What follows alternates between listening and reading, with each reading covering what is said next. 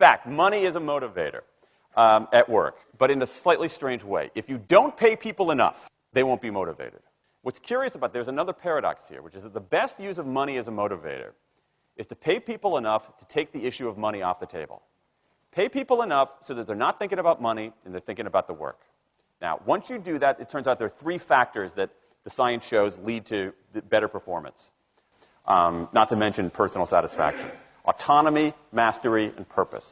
Autonomy is our desire to be self-directed, to direct our own lives. Now, in many ways, traditional notions of management run afoul of that. Management is great if you want compliance, but if you want engagement, which is what we want in the workforce today as people are doing more complicated, sophisticated things, self-direction is better. Let me give you some examples of this, of almost radical forms of self-direction in the workplace that lead to good results. Let's start with this company right here, Atlassian, an Australian company. It's a software company, and they do something really cool. Once a quarter, on a Thursday afternoon, they say to their developers, for the next 24 hours, you can work on anything you want. You can work on it the way you want. You can work on it with whomever you want. All we ask is that you show the results to the company at the end of those 24 hours in this fun kind of meeting, not a star chamber session, but this fun meeting with beer and cake and fun and other things like that. It turns out that that one day of pure, undiluted autonomy has led to a whole array of fixes for existing software, a whole array of ideas for new products that otherwise had never emerged. One day. Now, this is not an if-then incentive. This is not the sort of thing that I would have done 3 years ago before I knew this research.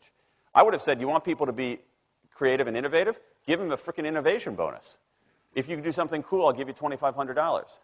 They're not doing this at all. They're essentially saying, you probably want to do something interesting. Let me just get out of your way. One day of autonomy produces things that had never emerged. Okay, let's talk about mastery.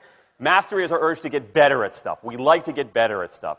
This is why people play musical instruments on the weekend. You got all these people who are acting in ways that seem irrational economically. They play musical instruments on weekends. Why? It's not going to get them a mate. It's not going to make them any money. Why are they doing it?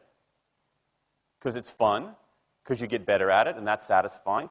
Go back in time a little bit. I imagine this if I went to my first economics professor, a woman named Mary Alice Schulman, and I went to her in 1983 and said, Professor Schulman, can I talk to you after class for a moment? Yeah. I got this inkling. I got this idea for a business model. I just want to run it past you. Here's how it would work.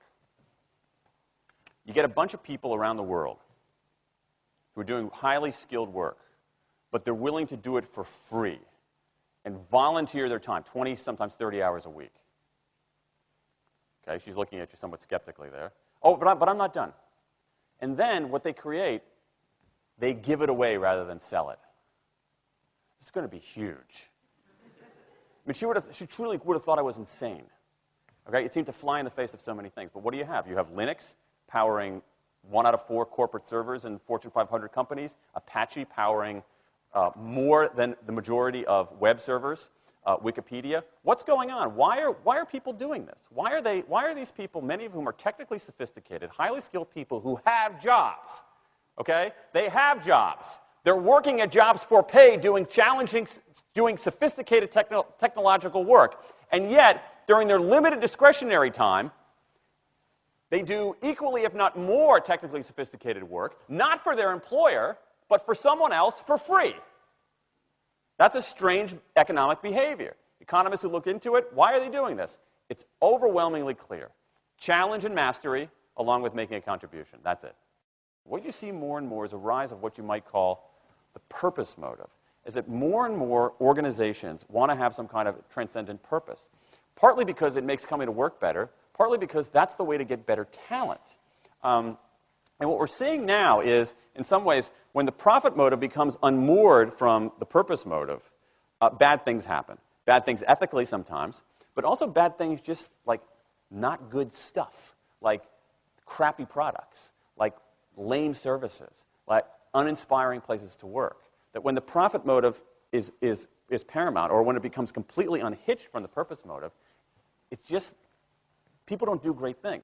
More and more organizations are realizing this and sort of disturbing the categories between what's profit and what's purpose. And I think that actually heralds something interesting. And I think that the organizations that are flourishing, whether they're profit, for profit, or somewhere in between, are animated by this purpose motive. Let me give you a couple of examples. Here's the founder of Skype.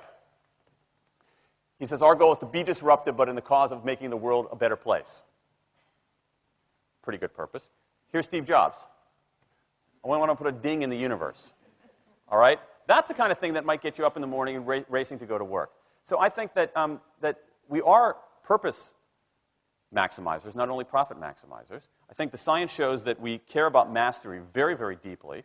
And the science shows that we want to be self-directed. And I think that the big takeaway here is that if we start treating people like people and not assuming that they're simply horses, slower, smaller, better-smelling horses, if we get past this kind of ideology of carrots and sticks and look at the science, I think we can actually build organizations and work lives that make us better off, but I also think they have the promise to make our world just a little bit better.